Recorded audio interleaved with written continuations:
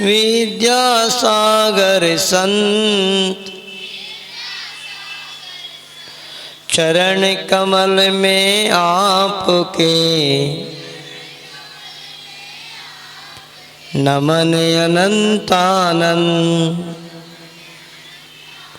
जो निज गुरु के गुरु बने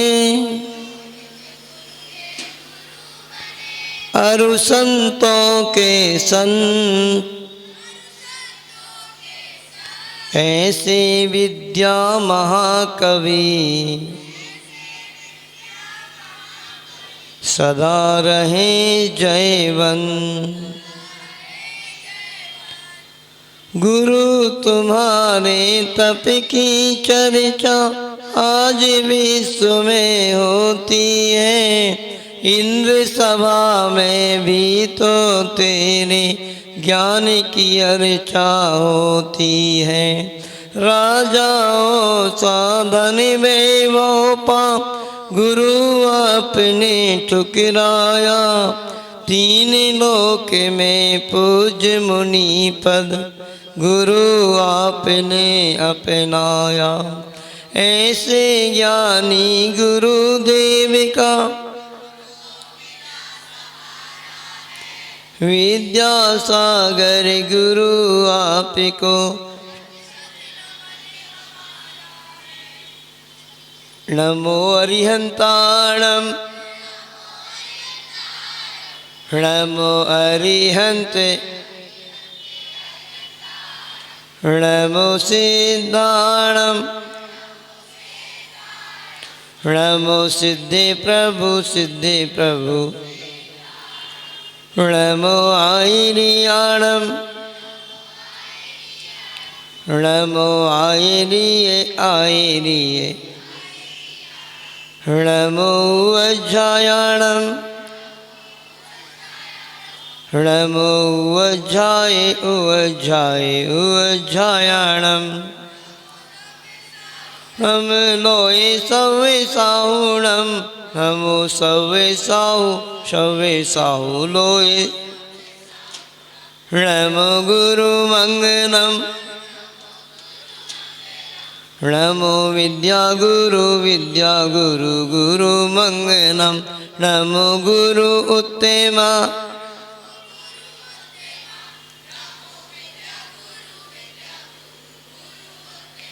नमो गुरु शरणा। नमो विद्या गुरु नील गगन में अधर हो शोभित निज में नील। नील कमल आसीन हो नीलम से अति नील।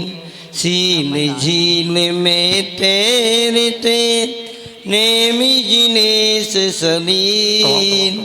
सील डोर मुझे बांध दो डोर करो मत ढील। बोले मूल नायक देवादेव केदार श्री नेमिनाथ भगवान की। चैतन्य चमत्कारी चिंतामणि श्री पार्श्वनाथ भगवान की। केवल कमलापति देवादेव केदार श्री आदिनाथ भगवान की। श्री धर्मनाथ भगवान की। संत श्रोमणी आचार्य गुरुवर श्री विद्यासागर जी महाराज की। व्यापक श्रवण मुनि श्री वीर सागर जी महाराज की। परम पूज्य श्री विशाल सागर जी महाराज की। परम पूज्य मुनि श्री धवल सागर जी महामुनि राज की। परम पूज्य मुनि श्री धवल सागर जी महामुनि राज की। अड़ाई दीप संबंधी समस्त महामुनि राजों की। महाराज जी वाला माइक थोड़ा बीस बड़ा। देखिए सभी बच्चे इस ठीक था इस विद्योदय संस्कार शिविर का आज ये 5वां दिन है। और इस शिविर में इस भीषण गर्मी में सभी बच्चे सुबह से ही आकर के धर्म ध्यान कर रहे हैं। और सुबह यहाँ पर आपको ध्यान कराया था। अच्छा लगा था किंतु उस ध्यान के समय हमने एक घटना सुनाई थी आपको। तो मैं अब ये चाहता हूँ कि सभी बच्चे ये तो जानते हैं कि पाप 5 होते हैं। कितने होते पाप? कौन कौन से होते हैं? बहुत बढ़िया, ये तो आप जानते हो, आपको नाम याद भी हैं। किंतु हिंसा क्या कहलाती है ये जानते हो? कोई बच्चा बता सकता है हिंसा क्या कहलाती है? बहुत बढ़िया। किसी जीव को मारना, सताना, दुख देना, इसका नाम हिंसा है। और ये हिंसा जो पाप है, वह जो पाप है वो हमें दुर्गति में ले जाने वाला होता है। कौन सा पाप हमें अच्छी गति में ले जाएगा? अरे कोई तो होगा। कोई भी पाप अच्छा नहीं है, सारे पाप बुरे हो और आप करते भी सारे हो। कितने अच्छे से कह रहे हो। हाँ, मतलब पाप बुरे भी हो, करते भी हो, और बहुत अच्छे से कह रहा हूँ। हाँ बेटा, इन 5 पापों से हमें बचना है। फिर यदि इन 5 पापों से हम नहीं बचेंगे तो फिर हमें ये वही नरक में ले जाएंगे। किंतु बहुत मुश्किल होता है। और इन 5 पापों में ही बच्चे क्या, बड़े क्या, सभी लोग लगे रहते हैं। इन 5 पापों से कौन बचा रहता है? कौन बचता है? तो पूर्ण रूप से तो मुनि महाराज ही बचते हैं, है ना। जैसे सुबह हमने आपको बताया था कि जो भी पाप होते हैं मन से होते हैं, वचन से होते हैं और शरीर से होते हैं। तो वचन से और शरीर से तो मुनि महाराज बच जाते हैं। कभी कभार पूर्व के जो बंधे हुए रहते हैं या भोगे हुए रहते हैं, कभी कभार तो मुनि महाराज के मन में भी आ जाते हैं। कभी कभार पूर्व के किए हुए, किंतु आपके तो चलते ही रहते हैं।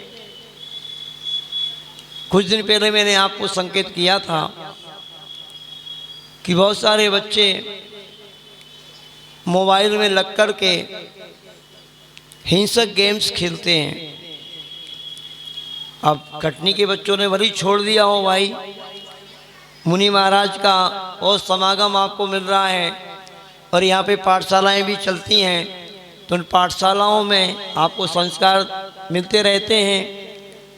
किंतु ईमानदारी से बताना, अभी भी कितने बच्चे वह हिंसक गेम्स पबजी वगैरह, फ्री फायर वगैरह खेलते हैं।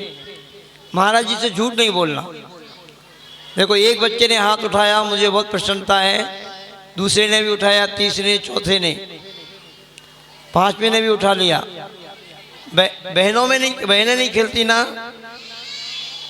कितनी अच्छी हैं बहनें, देखो ये नहीं खेलती। बस मतलब नरक में इन्हीं को जाना है, तैयारी यही कर रहे हैं बच्चे। अभी तुम डरते डरते हाथ उठा रहे हो, अगर ईमानदारी से हाथ उठाओ, अभी पक्के हाथ नहीं उठा रहे।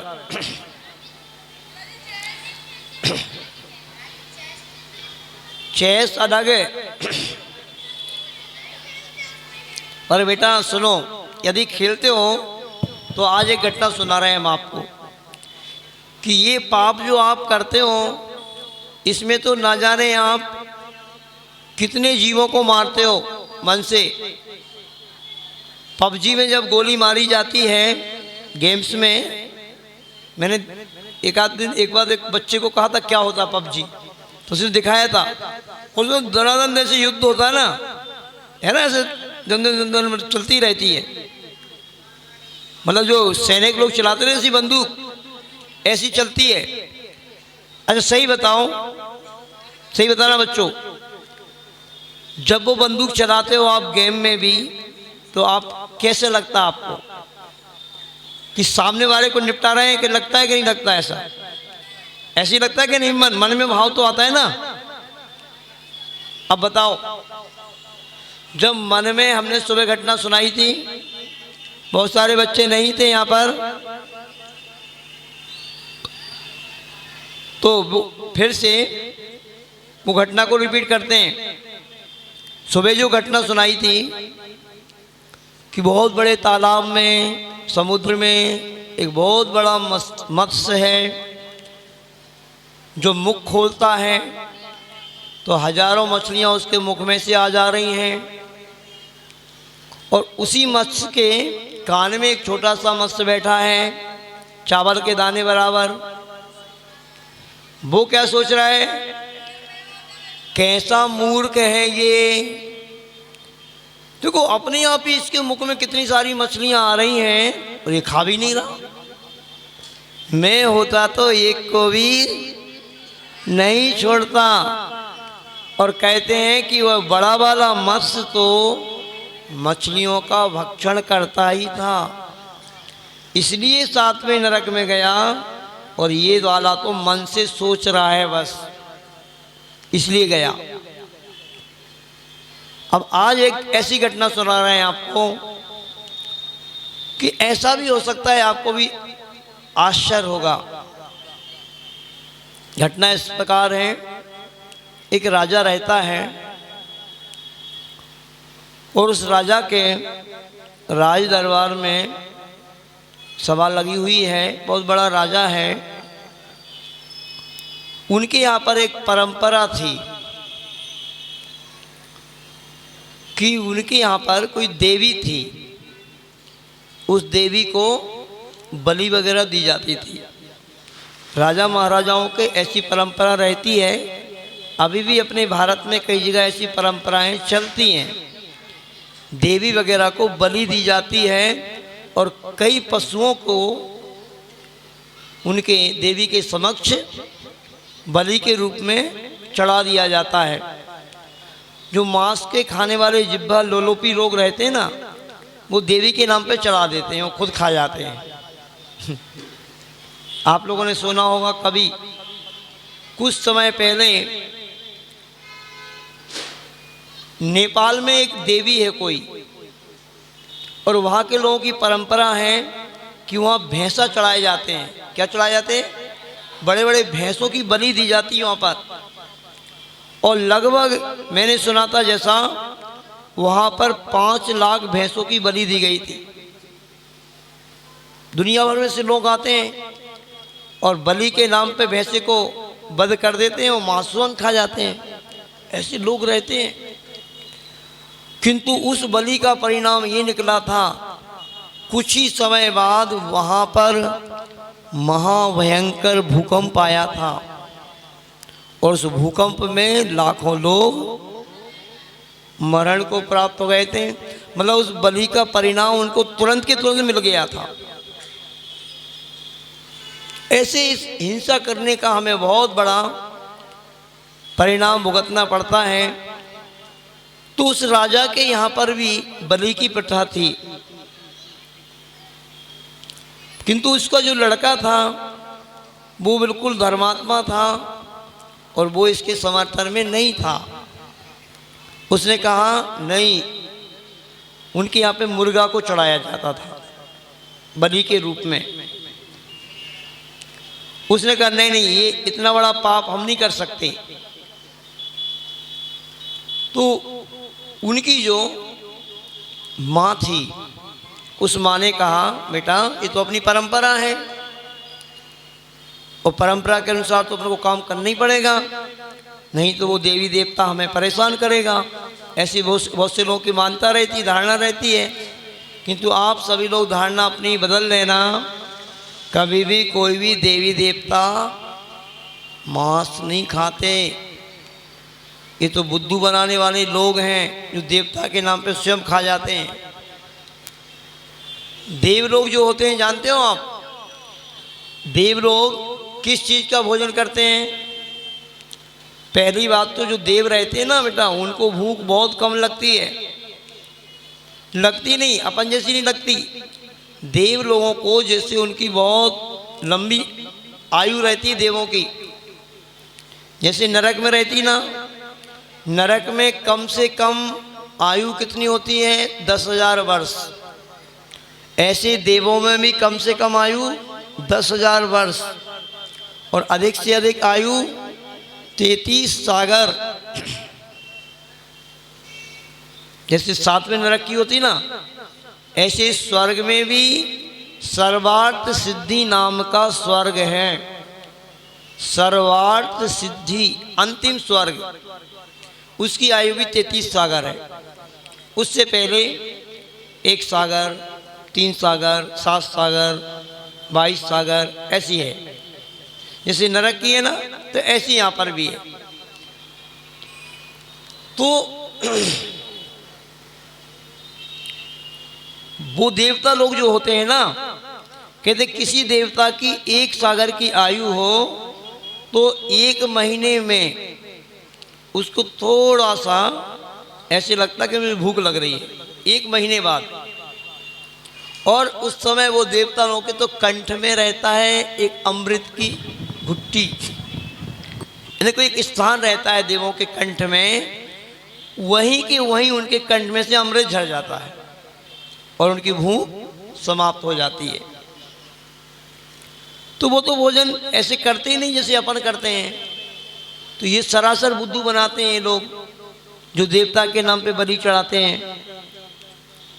तो ऐसे रहते हैं देवता लोग, तो वो तो कुछ खाते पीते नहीं। तो उस धर्मात्मा जो बेटा था उसने कहा माँ ये काम हम तो नहीं करेंगे।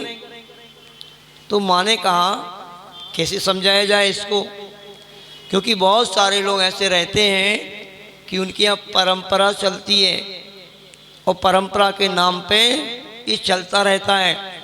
आप लोगों के तो नहीं कोई ऐसी परंपरा? कोई देवी देवता के जाते हो आपके मम्मी पापा? नहीं जाते। लास्ट में जब वो बेटा नहीं माना तो माँ ने एक युक्ति दी कि बेटा एक काम करो, अपना काम भी बन जाएगा और परंपरा भी नहीं टूटेगी। तुम एक आटे का मुर्गा बना करके देते हैं हम तुम्हें। क्या बना के देते हैं? तुम आटे का मुर्गा ही चढ़ा दो वहां पे जा करके, इसमें तो कुछ पाप हो नहीं रहा। क्यों? आटे का मुर्गा बनाया और उस देवता के पास जाके चढ़ा दो, इसमें तो क्या हो रहा? आटे के मुर्गा चढ़ाने में क्या हो रहा है? बहुत बढ़िया। देखो बच्चों ने बात पकड़ ली और हमारे आगम भैया बोल रहे हैं कि महाराज मन से तो वो मुर्गा ही है, मन से तो मुर्गा बना करके ही चढ़ाया जा रहा है, तो मुर्गा चढ़ाने का ही पाप तो लग ही गया, क्योंकि मन से तो हम पाप कर ही रहे हैं। और हुआ ऐसा ही, मतलब मजबूरी बस। उसको भी उतनी ऐसा नहीं लगा कि भाई अब इतनी बड़ी सोच उसकी नहीं थी, लेकिन ये अच्छा है, इसमें तो कोई हिंसा हो नहीं रही। और आटे का मुर्गा चढ़ा दिया गया और कहते हैं कि फिर उस आटे के मुर्गा की हिंसा करने के बदले में ही उस जीव को, यानी उस राजा को भैंसा, सूकर, कुकर, गधी, न जाने सुअर, ऐसी पर्यायों में कब तक कई बार जन्म लेना पड़ा और उनका भी मरण हुआ। मुर्गा भी बने वो, और मुर्गा बन करके भी उनकी गर्दन पर छुरी चढ़ी। कई बार उस आटे के मुर्गा को चढ़ाने की हिंसा करने का भी इतना पाप लगा। सोचो, आप विचार करो। और आप जब फ्री फायर में, पबजी में बंदूक चलाते हो तो तुम मनुष्यों को ही मारते हो। आटे के मुर्गे को चढ़ाने का जब इतना बड़ा पाप लगा कि कई जन्मों में उनको फिर पशु बन कर के और अपनी छुरी, गर्दन पर छुरी चढ़ी और उनका मरण हुआ और उस कष्ट को भोगा। सुनो, आप विचार तो करो। आप जब हम किसी पशु को मारते हैं, किसी पशु की हिंसा करते हैं, तो उसमें कितना पाप, यानी उसको कितना दुख होता होगा? नहीं होता उसको दुख? आपको यदि जरा सी सुई गड़ा दें तो कष्ट होता कि नहीं? किसी बच्चे के गर्दन पे चाकू चलाएं तो आपको कैसा लगेगा? दर्द होगा। तो उन पशुओं को दर्द नहीं होता जिनकी बलि दी जाती है, जिनको काटा मारा जाता है। और जिन पशुओं को काट मार करके आपके फास्ट फूड में डाला जा रहा है और आप खा रहे हो, उस समय बताया था हमने, चिंगम के बारे में बताया था। ईमानदारी से हाथ फिर उठाना। आज अगर आपने छल किया तो समझ लेना इसी समय आपको कुष्ठ रोग हो सकता है, शरीर में सफ़ेद दाग निकल सकते हैं। अब ईमानदारी से बताओ, हाथ ऊपर करेंगे ऐसे कितने लोग चिंगम खाते हैं? दोनों हाथ करो ऊपर, और करो। जो खाता है बिल्कुल भी छल नहीं करना। नहीं, अभी भी खाते हैं। अभी भी कौन कौन खाते हैं? हाथ ऊपर करो। देखो तो कितने सारे लोग हाथ उठा रहे हैं। हाथ नीचे कर लो। अब आज यहाँ पर चिंगम वाली वीडियो दिखाना। अरे तुम गिलास विलास तो रखो, ये रखे रहने दो वहीं पे। क्या बात समझ में आ रही? अभी आपको वीडियो दिखाई जाएगी चिंगम की, वो दिखाई जाएगी आपको प्रोजेक्टर पे। हम अभी दिखाते हैं। क्या मुझे समझ में नहीं आ रहा क्या हो गया आप लोगों को। मैंने देखी थी वो, आपको हम अपने भावों से बता रहे हैं। ये पूरा का पूरा हाल है, प्रांगण है। इस प्रांगण में चारों तरफ, सुनो, ध्यान दो सभी, इधर ध्यान दो, छोटे बड़े सभी बच्चे। इस पूरे प्रांगण में चारों तरफ बहुत मोटे मोटे ताजे ताजे पिग, सुअर, जिनके हाथ और पैर बंधे हुए हैं रस्सी से और टंगे हुए हैं। देखो टंगे हुए हैं, बुद्धि से समझ लो, टंगे हैं। जहाँ चिंगम बनती है ना, जिस स्थान पर जहाँ उसकी फैक्ट्री होती है, वहाँ पर टंगे हैं। और ऐसी एक ऑटोमेटिक मशीन लगी हुई है कि उस मशीन के माध्यम से सबसे पहले उस सुअरों के बाल निकल गए, फिर उनकी ऊपर की चमड़ी निकल गई। सुअर की चमड़ी निकलने के बाद कैसे लगेगा सुअर? जैसे आपकी चमड़ी निकाल दी जाए, आपकी चमड़ी ये पकड़ करके खींच करके निकाल दी जाए, तो क्या होगा आपका? होगा? सुअर को नहीं हो रहा? नहीं हो रहा बेटा, हो रहा है। जब आपको होता है तो उसको भी हो रहा है। और ऐसी आह भर रहा है वो, ऐसी बद्दुआ दे रहा है, मरेगा। मर करके यदि फिर से सुअर बन गया और तुम कहीं मिल गए तो तुम्हें छोड़ेगा नहीं। यदि सर्प बन गया तो तुम्हें छोड़ेगा नहीं। यदि कुत्ता बन गया तो तुम्हें छोड़ेगा नहीं। ऐसे तो होता है। यदि भूत पलीत बन गया, भूत पलीत भी बन सकता है, तो भूत पलीत बन करके तुम्हारे लिए लगेगा कि ये वही बच्चे हैं। महाराज जी के बार बार मना करने का पर भी इन बच्चों ने चिंगम खाना नहीं छोड़ा और हमें मारा गया। तो सुअर की सारी चमड़ी निकाल दी गई और इसके बाद फिर जो मांस बचा अंदर का, उसके टुकड़े टुकड़े कर दिए गए। और टुकड़े टुकड़े करने के बाद एक बहुत बड़े पात्र में घोल बना करके उसको उबाला गया।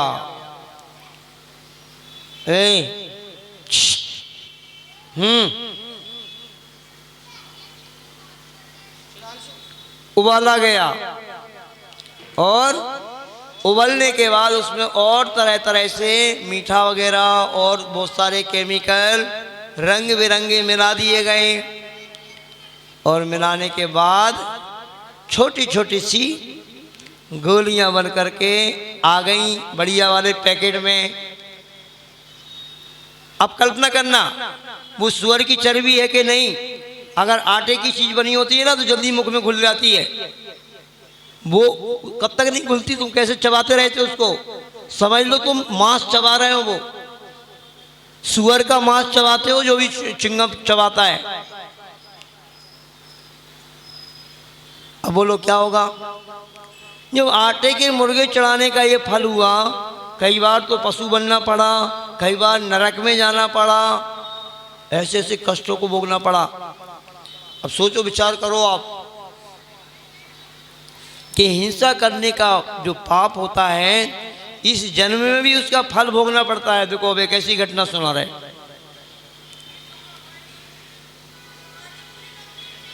ये कंप्लीट हो गई, राजा मंत्री वाली बेटा यही है इतनी, सुनो। अच्छा वो वाली, अच्छा वो वाली कहानी भी चल रही थी, हाँ वो वाली भी सुना देंगे। तो ये समझ लो उस कहानी के अंतर्गत तो चल रही है। वो जो व्यक्ति था ना व्यसनी, वो ये सब पाप करता था, तो यही सब पाप तो करता था। वो हिंसा करता था, शराब पीता था, मांस खाता था। मांस खाना हिंसा ही है, तो बता देंगे, वो भी कहानी पूरी कर देंगे, ठीक है ना।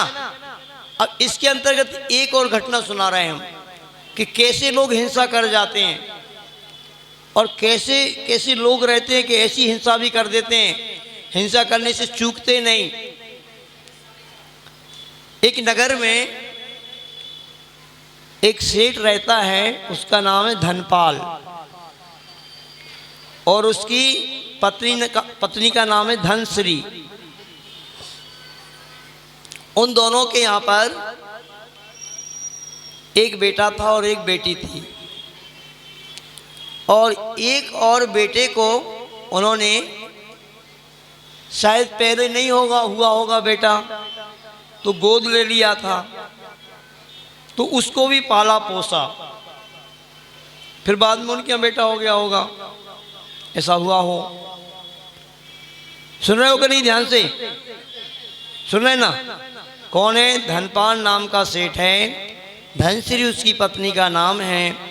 दोनों के यहाँ यानी एक बेटा और बेटी है, और एक और गोद लिया हुआ बेटा है। वो गोद लिया हुआ जो बेटा था वो बड़ा था, वो दोनों छोटे थे।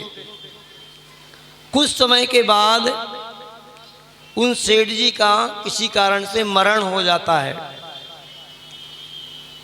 अब सेठानी बची और दो छोटे छोटे बच्चे, और एक वो बड़ा वाला बच्चा था जिसको उन्होंने पाला पोसा था। किंतु ध्यान रखना, जैसा खाए अन्न वैसा हो मन, जैसा पिए पानी वैसी हुए वाणी। यदि हम इधर उधर का भोजन करेंगे, इधर उधर की चीज़ों को खाएंगे, तो हमारे भाव भी वैसे ही बनते हैं। आज कितने बच्चों के अच्छे भाव हैं? चिंगम खाओगे तो कहाँ से अच्छे भाव बनेंगे? फास्ट फूड खाओगे तो कहाँ से अच्छे भाव बनेंगे? जिसमें फिश पाउडर डला है, नॉनवेज डला है, बन ही नहीं सकते, कभी नहीं बन सकते। दूध पियोगे, बढ़िया अच्छी शुद्ध सात्विक भोजन करोगे तो आपके भाव भी अच्छे बनेंगे, ये गारंटी है। वो भी ऐसी अथवा तथवा प्रवृत्ति उनकी होगी। तो कहते हैं वो जो धनश्री नाम की सेठानी थी, ये घटना आती है पूरी, एक आराधना कथा कोश ग्रंथ है। कौन सा ग्रंथ? जिसमें छोटी छोटी कहानियां दी हैं, आराधना कथा कोश। उसमें ये वाली कहानी भी दी है, आटे के मुर्गे वाली, जो हमने अभी आपको सुनाई थी, और ये भी दी है हिंसा पाप में कौन प्रसिद्ध हुआ है।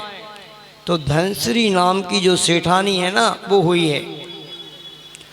उस सेठानी ने क्या किया, जैसे सेठ जी का मरण हो गया तो उसके मन में पाप आ गया। कौन सा पाप आ गया? कुशील पाप। मतलब वो जो उसके द्वारा पाला हुआ बेटा था, उसके साथ ही वो अद्वैत अद्वैत प्रवृत्ति करने लगी, गलत प्रवृत्ति करने लगी, कुशील पाप संबंधी। और ये बात उसकी जो बेटी थी उस बेटी को मालूम पड़ गई। देखो, पाप तो छुप के नहीं रहता। कोई भी व्यक्ति कितना भी पाप करे, वो पाप एकदम बहुत दिन तक भरी छुपा रहे, किंतु फिर छुपता नहीं। कोई भी कितना छुप करके करे। इसलिए आप बच्चे भी अगर छुप के करते हो तो पहली बात, कर्म तो बन ही जाएगा और कभी ना कभी पकड़ में भी आ जाओगे आप। तो जिस दिन पकड़ में आ जाओगे तो फिर आपके माता पिता भी आपको सजा दे सकते हैं। होता है, कई बार पकड़ में आ जाते हैं बच्चे तो, या कोई भी व्यक्ति होता है तो फिर रिपोर्ट हो जाती है, तो थाने में भी जाकर के बंद भी हो जाते हैं। जानते हो, हम लोग अभी जब दिल्ली से बिहार करके आए थे, आगरा के जेल में गए थे हम लोग कैदियों को संबोधन देने। जेल में आगरा में भी गए थे और मथुरा में भी गए थे। वहाँ पे देखा हम लोगों ने, बहुत छोटे छोटे से बच्चे भी जेल में बंद थे। क्यों थे वो? यही पाप किए होंगे उन्होंने, किसी की चोरी की होगी किसी व्यक्ति ने, किसी ने कुशील पाप किया होगा, कोई बच्चियों को सताया होगा, पकड़ लिया होगा, गलत उनके साथ प्रवृत्ति की होगी। तो ऐसे बहुत छोटे छोटे से बच्चे थे। तो ऐसी आदत उस शैतानी को पड़ गई और उसका ये रहस्य उसकी बच्ची को मालूम पड़ गई, लड़की को। तो उस शैतानी को भी लगा कि शायद हमारी ये बात इसको मालूम पड़ गई। अब उसने सोचा कि इसको मालूम पड़ गई तो ये बेटे को भी बता देगी, भैया को अपने। तो उसने एक प्लानिंग बनाई कि ना रहे बांस ना बजे बांसुरी। देखो, सोचो कितना गलत परिणाम उसके अंदर आ गया। उस शैतानी ने मन में धारणा बना ली कि मैं अपने इस बेटे को ही मरवा डालूंगी। इसको मालूम पड़ गई, बेटे को मरवाने की प्लानिंग बना ली। वो जो नौकर, मतलब वो गोद लिया हुआ बेटा था ना, वो गायों को चराने जाता था और रहता था घर में उनके। तो उस दिन शैतानी ने प्लानिंग बनाई कि बेटा आज तुम गायें चराने जाना। उसका जो बेटा था स्वयं, उस बेटे को गायों को चराने के लिए भेज दिया। और जो वो बेटा था दूसरा वाला गोद लिया हुआ, उसको बोल दिया, आज मैंने अपने बेटे को भेजा है गायों को चराने के लिए, तुम पहले से ही छुप जाना वहां पे, और जैसे ये पहुंचे और उसकी गर्दन तलवार से अलग कर देना। किसने भेजा है? किसको मारने के लिए? माँ ने अपने बेटे को मारने के लिए। क्यों? कि उसका पाप का भेद खुलने वाला है। वो पाप जो कर रही है लुक छुप करके, वो अब नहीं कर पाएगी। ऐसे होता है। सारे बच्चों से कहना है हमारा, जो भी प्रवृत्ति आप लुक छुप करके करते हो वो एक दिन उजागर हो जाएगी। और बहुत सारे बच्चे और बच्चियां, आज सुनने में आ रहा है, छोटे छोटे बच्चे 6th 7th 8th 9th के बच्चे भी आपस में फ्रेंडशिप होने लगी है। अब फ्रेंड बन जाते हैं, होते कि नहीं? हमने तो ऐसे सुना है। एक बार एक बच्चे ने बताया था, महाराज जी एक प्रकार के फ्रेंड नहीं होते, 3 प्रकार के फ्रेंड होते हैं। और आज ये इस प्रकार के फ्रेंड बनने वाला एक स्टैंडर्ड माना जाता है। क्यों? तुम्हारा कोई फ्रेंड है कि नहीं? वो पूछता तुम्हारा कोई फ्रेंड है कि नहीं? अगर नहीं है फ्रेंड तो उसको कोई कीमत नहीं उसकी।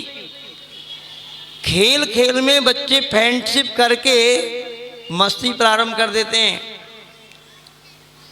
हम सभी बच्चों से कहेंगे, सुनो ध्यान से सुनो, ये फ्रेंडशिप आप यदि करोगे और इसमें मस्ती करोगे तो क्या होगा फिर जानते हो?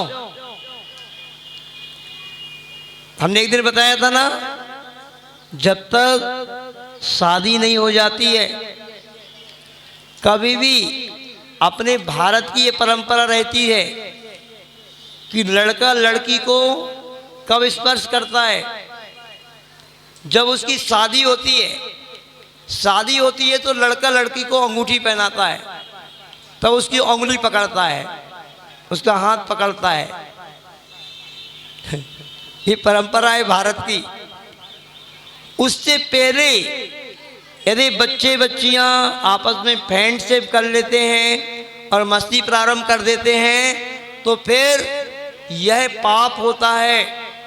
इसको पाप बोला है। ये कौन सा पाप है? ये कुशील पाप है। और एक कुशील पाप करने वाले फिर नरक में जाएंगे। और नरक में जाकर के क्या होगा? क्या होगा? सुन तो लो, क्या होगा? पीछे वाले भैया लोग, हमारे बड़े भैया लोग बैठे हैं जो,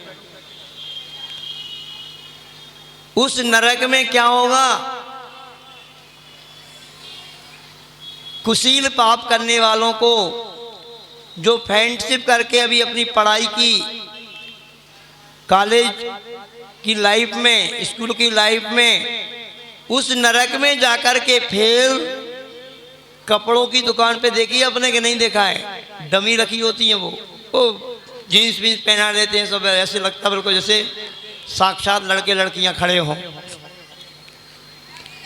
ऐसी लोहे की दहकती हुई डमियों से उस नरक में चिपकाया जाता है। नार की स्वयं विक्रिया से लड़का लड़की बन जाते हैं वो।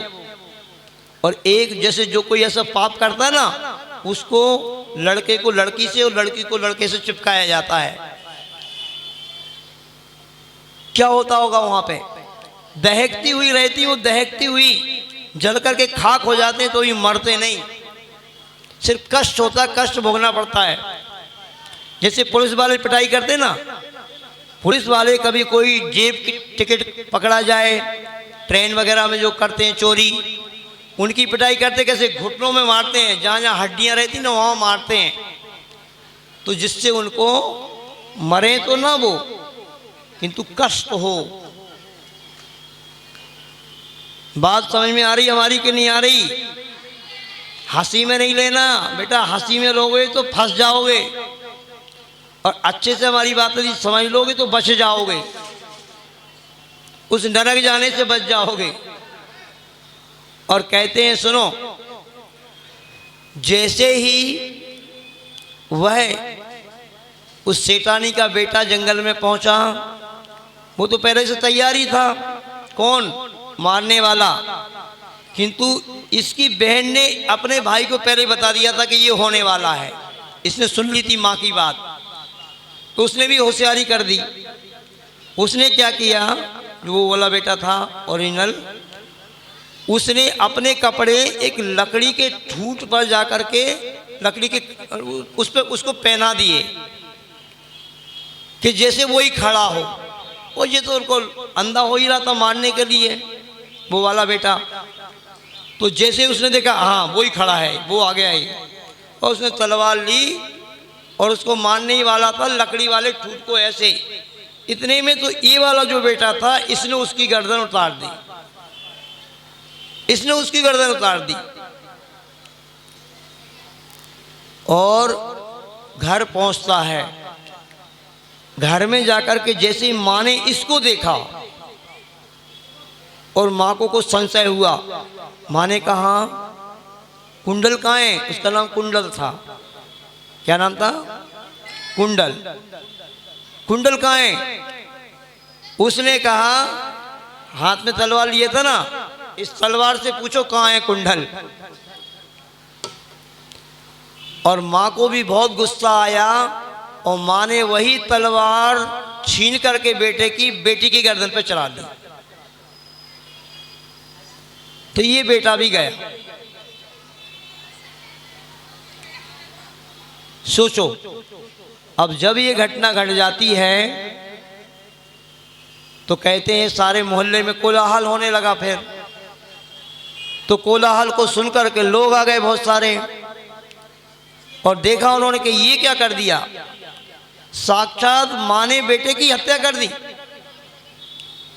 तो पुलिस में रिपोर्ट की गई, राजा के बाद खबर पहुंचती है और राजा उस धनश्री सेठानी को पकड़वा करके, काला मुँह करके, गधे पे बिठा करके और नगर से निष्कासित करते हैं। दर दर की ठोकर खाने वाली वो बन जाती है।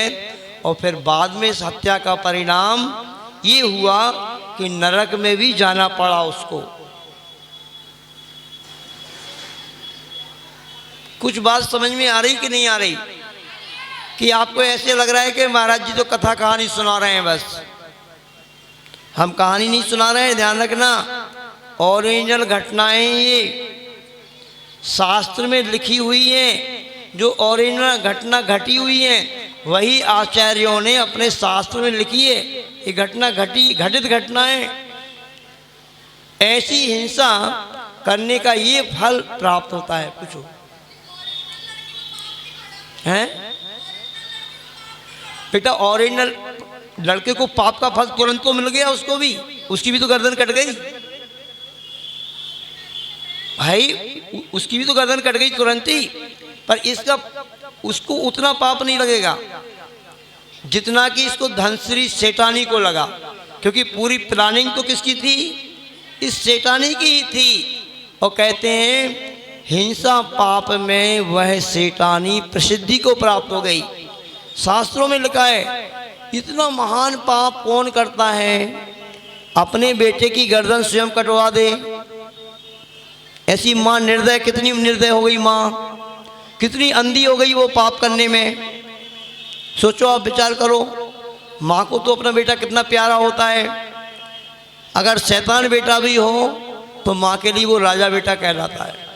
किंतु एक ऐसी माँ हो गई, सर्पणी से भी ज़्यादा खतरनाक हो गई है, तो डाकू डाकनी से भी ज़्यादा हो गई।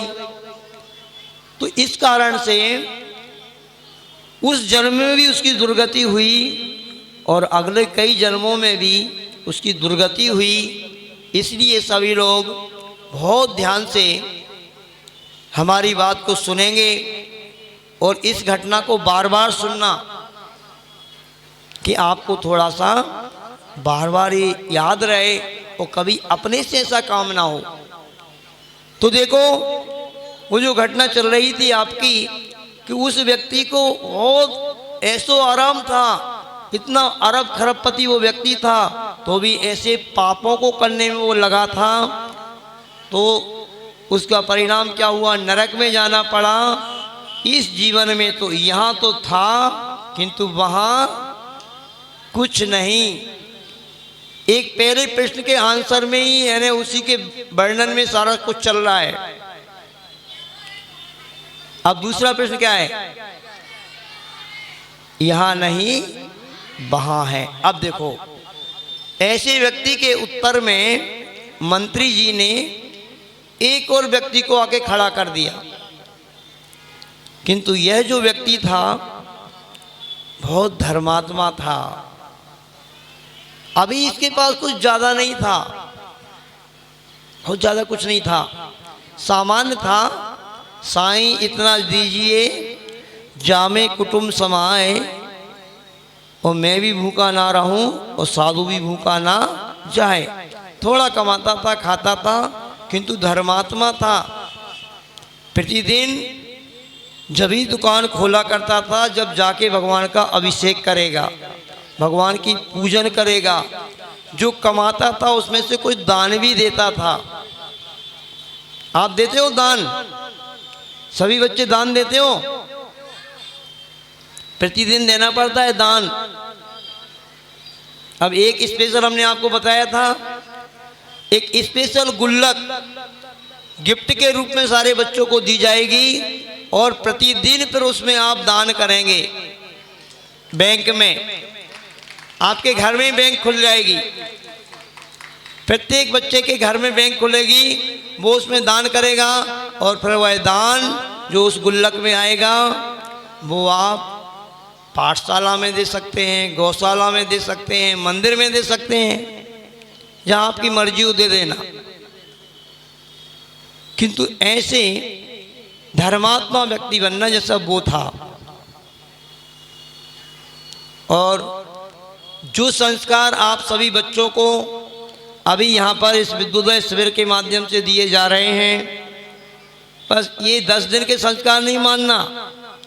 जिन बच्चों ने नियम लिए हैं सौधर्म इत्यादि बन करके, कुबेर बन करके, वो तो एक अपन ने यानी वो प्रक्रिया से चयन किया है, उनका सारे ही बच्चों को ही मानसिकता बनाना है। यदि आपको इस व्यक्ति जैसे फल पाना है ना, आप तो सभी ऐसे बच्चे हो कि अभी आपके इस जीवन में भी है, आपको तो चौथे नंबर का बनना है। चौथे नंबर का व्यक्ति कौन था? कौन था? यहाँ भी है, वहाँ भी है। आप सारे बच्चे तो बहुत अच्छे हो, अच्छे परिवार से हो, आपके माता पिता अच्छे हैं और आप अच्छे रईस घर में जन्म लिए हो, तो आपको तो वो वाला बनना है। ऐसे तो आप हो ही नहीं। किंतु वास्तव में आपको यानी किसी व्यक्ति के पास नहीं भी है, बहुत ज़्यादा पैसा, बहुत ज़्यादा रईस नहीं है, और वो इस जीवन में यदि धर्म कर रहा है तो अभी भरी नहीं है उसके पास, किंतु आगे उसको उसका फल मिलेगा, मतलब वो स्वर्ग जाएगा। तो स्वर्ग में तो ठाट बाट रहेंगे। तो जिस व्यक्ति के पास इस जीवन में कुछ नहीं है, फिर भी यदि वो धर्मात्मा व्यक्ति है तो यहाँ नहीं है, किंतु वहाँ तो मालामाल हो जाएगा। अब आज इतना ही रहने देते हैं, समय हो रहा है, ठीक है। कल सभी बच्चों को, बड़े बच्चों को कितने बजे आना है? वही 5:45-6 बजे आपको आ जाना है। और हाँ, कल भी ध्यान कराएंगे बड़े बच्चों को, और छोटे बच्चों को नहीं, छोटे बच्चों को जिस टाइम पे आते थे आप 6 बजे, उस टाइम 6 बजे आना है, किंतु बोर्डिंग में नहीं आना है, मंदिर में जाना है।